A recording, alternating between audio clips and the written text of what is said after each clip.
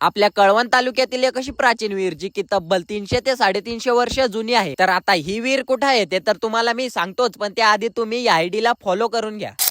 तर नमस्कार भावांनो, तर आज तुमचा भाऊ निघाला होता आपल्या कळवण तालुक्यात असलेल्या तब्बल 300 ते 350 वर्ष जुनी विहीर पाहिला. आणि लोकांच्या मते सांगायला गेलं तर या विहिरीचं बांधकाम अहिल्याबाई होळकर यांनी केलंय. मग थोड्याच वेळात फायनली आम्ही पोहोचलो या प्राचीन अशा विहिरी जवळ. आणि ह्या गावामध्ये फक्त अशी एकच विहीर नव्हती, तर याच्या सोबत अजून एक दुसरी विहीर पण होती. मग पहिले म्हटलं ही विहीर पाहूत आणि मग जाऊयात दुसऱ्या विहिरीकडे. मग पहिले तर इकडे गणपती बाप्पांचं दर्शन घेऊन आम्ही आलो ह्या विहिरीच्या आतमध्ये. आणि आतमध्ये येताच आम्हाला काय असा दृश्य पाहायला भेटलं म्हणजे बाई, अशा प्राचीन विहिरीचं दृश्य तर मी पहिल्यांदाच पाहत होतो. पण ह्या विहिरीचं दुर्दैव इतकंच की लोकांनी इथं खूपच कचरा करून ठेवलाय आणि सध्या या विहिरीमध्ये पाणी पण नाहीये. मग इथून आम्ही ही विहीर पाहून आलो ह्याच गावामध्ये असलेली चोर विहीर पाहिला. आणि ही विहीर सध्या तरी वापरात आहे, म्हणून ह्या विहिरीमध्ये आपल्याला पाणी पाहायला भेटतंय. बाकी ह्या विहिरींचं लोकेशन जर का सांगायला गेलं तर ह्या विहीर आपल्या कळवण तालुक्यातील ओतूर गावामध्ये आहे, म्हणजेच अगदी दोडप किल्ल्याच्या समोरच. बाकी तुम्ही या दोन विहिरी पाहिल्यात का? कमेंट करून नक्कीच सांगा. आणि व्हिडिओ आवडला असेल तर व्हिडिओला लाईक करून आयडीला फॉलो नक्कीच करून द्या.